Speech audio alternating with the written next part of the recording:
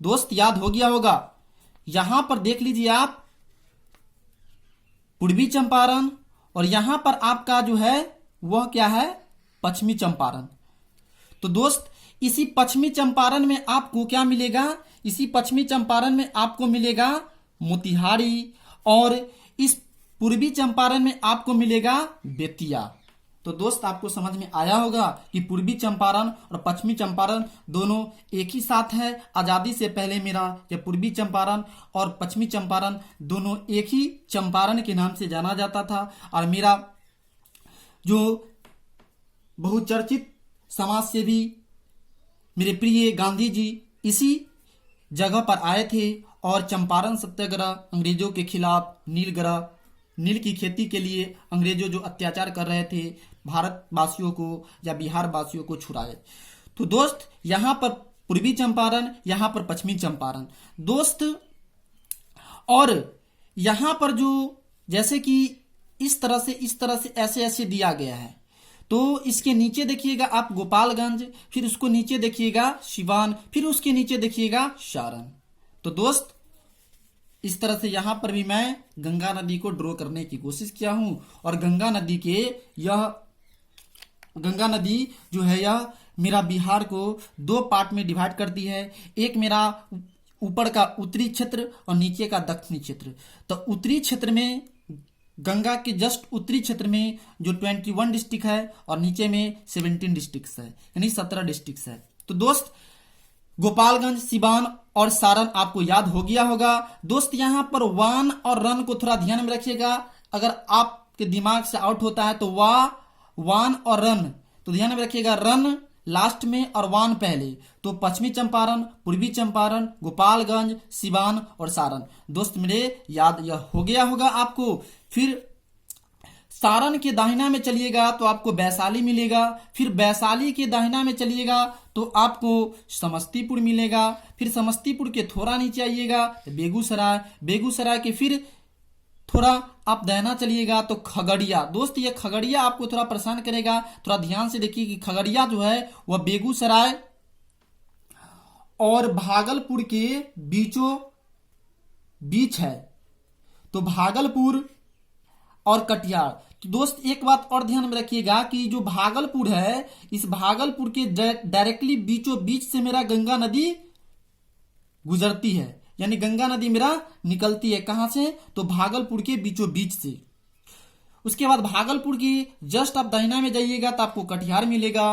उसके बाद मेरे दोस्त इस कॉर्नर को देख लेते हैं। मेरा जो पूर्वी और उत्तरी का जो कॉर्नर है, कॉर्नर मतलब कोना पे किशनगंज है, और जस्ट किशनगंज के नीचे पूर्णिया है, और कटिहार के ऊपर पूर्णिया है, भागलपुर के ऊपर पूर्णिया है। तो दोस्त एक बार इसको हम रिकॉल कर लेते हैं कि कहां पर क्या क्या चीज पढ़े। तो यहां पर हमने पढ़ा पूर्वी चंपारण, पश्चिमी चंपारण, गोपालगंज, सिवान, सारण, वैशाली, समस्तीपुर, बेगूसराय, खगड़िया, भागलपुर, कटिहार। मेरे दोस्त भागलपुर जो है आधा उत्तर बिहार में है और आधा दक्षिण बिहार में, जैसे कि यहां पर मैंने आपको पिक से समझाने की कोशिश की है।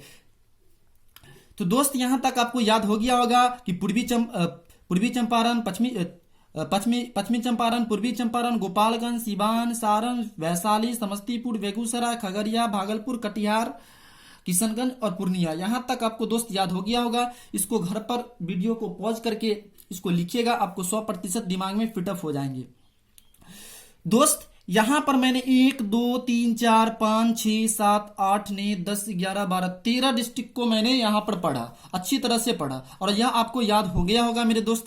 अब यहां पर चलते हैं मेरे दोस्त कि जो वैशाली से ऊपर जस्ट देखते हैं कि मुजफ्फरपुर है। वैशाली से ऊपर जस्ट क्या है मेरा, मुजफ्फरपुर है। तो मुजफ्फरपुर थोड़ा ध्यान में रखिएगा। उसके बाद मेरे दोस्त ये भी पूछता है कि मुजफ्फरपुर कितने डिस्ट्रिक्ट से पैचअप है, तो 6 डिस्ट्रिक्ट से पैचअप है। तो 6 डिस्ट्रिक्ट से कैसे पैचअप है उसको देख लीजिए। तो एक मेरा यहां पर पूर्वी चंपारण है, दूसरा मेरा सीतामढ़ी है, तीसरा मेरा दरभंगा है, चौथा समस्तीपुर है, पांचवा मेरा वैशाली है, और छठा मेरा दोस्त गोपालगंज है। मेरे दोस्त आपको याद हो गया होगा कि मेरा जो 6 डिस्ट्रिक्ट जो है वह मुजफ्फरपुर से पैचअप होती है यानी मिलती है। तो मुजफ्फरपुर यहां पर हमने देखा। जो दोस्त यहां जो आपको ये दिखाई दे रहा है, यह जो आपको दिखाई दे रहा है डिपार्टमेंट, यह जो इतना सा, यह आपका जो है शिवहर है मेरे दोस्त। यानी क्षेत्रफल की दृष्टि से सबसे छोटा डिस्ट्रिक्ट बोला जाए बिहार का तो यही मेरा क्या है, शिवहर है, जो मैंने यहाँ पर आपको शिवहर लिखकर दिखाया है मेरे दोस्त। तो दोस्त आगे फिर हम चलते हैं कि शिवहर के बाद देखिएगा सीतामढ़ी, सीतामढ़ी के बाद देखिएगा मधुबनी। दोस्त मेरे यहाँ पर सीतामढ़ी और मधुबनी थोड़ा प्रॉब्लम करती है कि कौन पहले आता है और कौन बाद में आता है। तो मैं इसे आपको अच्छी तरह से इसको कैलकुलेशन या एक रिटर्न करके दिखाना चाहता हूं कि इसे हम किस तरह से याद रखें। जैसे कि यहां पर आपको मैंने बताया है कि मेरा जो सीतामढ़ी और मधुबनी में से कौन पहले आएगा। तो जैसे कि यहां पर हम लिख लेते हैं आपका जो सीतामढ़ी और एक लिख लेते हैं हम आपका जो है मधुबनी, मधुबनी। तो दोस्त ध्यान में रखिएगा, इसका जो आप और इसका फर्स्ट वर्ड ले लीजिए और इसका भी आप फर्स्ट वर्ड ले लीजिए। तो यहां पर फर्स्ट वर्ड लेने के बाद आपको यह दिखाई देता है कि सी यहां पर आपका आ गया और यहां पर म आ गया। इसको प्लस कर दिए तो मेरा क्या निर्माण हो गया, सिम। और मोबाइल में भी यह सिम लगता है। इससे आप मेरे दोस्त इसको याद रख सकते हैं कि सीतामढ़ी पहले आएगा और मधुबनी बाद में आएगा। तो मेरे दोस्त आपको यह याद हो गया होगा कि सीतामढ़ी पहले है और मधुबनी बाद में है। दोस्त उसके बाद यहां देखिए सुपौल है, उसके बाद अररिया है और किशनगंज आपको बताए थे। दोस्त यहां पर एक और आपको मैं ट्रिक्स बताने की कोशिश कर रहा हूं, या निमोनिक्स को समझ लीजिए। निमोनिक्स आपको बताने की कोशिश कर रहा हूं कि यह निमोनिक्स कैसे काम करती है। जैसे कि यहां पर आपको दिखाई दे रहा होगा सुपौल और एक आपका यहां पर अररिया। इसको भाई कैसे याद करें, तो इसका भी मैं एक विधि आपको बताने जा रहा हूं मेरे दोस्त। इसको ध्यान से देखिएगा कि यह कैसे काम करेगी। तो दोस्त यह इस तरह से काम करेगी कि जैसे कि यहां पर सुपौल है तो सुपौल को हम यहां पर लिख लेते हैं, सुपौल लिख लिए और यहां पर हम अररिया लिख लेते हैं, अररिया लिख लिए। तो दोस्त यहां पर जो सुपौल और अररिया का फिर क्या कीजिए, आप पहला वर्ड पकड़िए और इसका पहला वर्ड पकड़िए। तो यहां पर आपका क्या हो जाएगा, सु, और इसका दूसरा भी वर्ड पकड़ लीजिए और उसके बाद यहां पर लिखिए आप अ और एक यहां पर आपका र हो जाएगा। तो यहां पर एक जानवर का शब्द बन गया।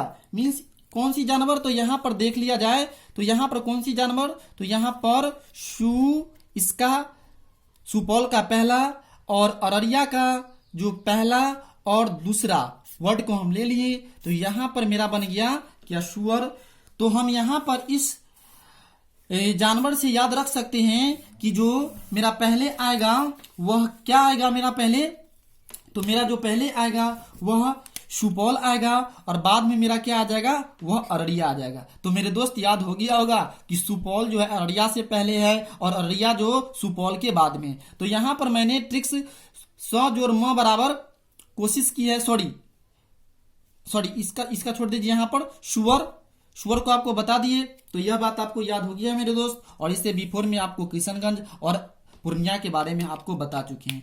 दोस्त यहां तक के सीतामढ़ी, मधुबनी, सुपौल, अररिया, किशनगंज, पूर्णिया, कटिहार, भागलपुर और मुजफ्फरपुर, वैशाली, सारण, ये सब आपको हम बता चुके हैं। अब यहां पर मेरा बचता है दरभंगा, सहरसा और मधेपुरा। तो दोस्त मेरे कि आप जो यहां पर दिया गया है आपका जो मधेपुरा और सहरसा, जो यहां पर आपको दिखाई देता होगा कि यह जो आपका सहरसा है और यहां पर मधेपुरा है, ये भी कंफ्यूजन करता है कि कौन पहले आता है और कौन बाद में आता है। तो इसका भी मैंने यहां पर आपको लिखकर बताने की कोशिश की है कि जो यहाँ पर स जोड़ म बराबर सम, तो सहरसा का यहाँ पर आप पहला स पकड़िएगा और मधेपुरा का पहला आप म पकड़िएगा, तो स आ म सम। तो यहाँ पर स फोर सहरसा, म फोर मधेपुरा, तो यहाँ पर सम आपका एक बन गया, क्या एक कैलकुलेशन का माध्यम बन गया। यह बात आपको समझ में आ गया होगा। और दोस्त दरभंगा जो आपको मुजफ्फरपुर से, ठीक है ना, उसके बाद समस्तीपुर से, मधुबनी से, सीतामढ़ी से, सहरसा से और यहाँ पर खगड़िया से भी मेरे दोस्त थोड़ा जो दरभंगा है मेरा पैचअप होती है। मेरे दोस्त यहाँ देखिएगा, यह जो यहाँ दिखाई दे रहा है थोड़ा जो है आपका खगड़िया दरभंगा से पैचअप होती है, मिलती है। तो दोस्त मेरे यहाँ पर आपको समझ में आ गया होगा कि किस तरह से मैंने आपको बिहार के 21 डिस्ट्रिक्ट्स को समझाने की कोशिश की है। यदि आप इसे घर पर रोक कर इस वीडियो को पॉज करके देखते हैं और कॉपी पर 2-4 बार लिखते हैं और प्रोनाउंसिएशन करते हैं, मेरी गारंटी है कि यह वीडियो आपको बहुत ही मदद करेगी और आपको दिलो और मनो मस्तिष्क में यह छा जाएंगी।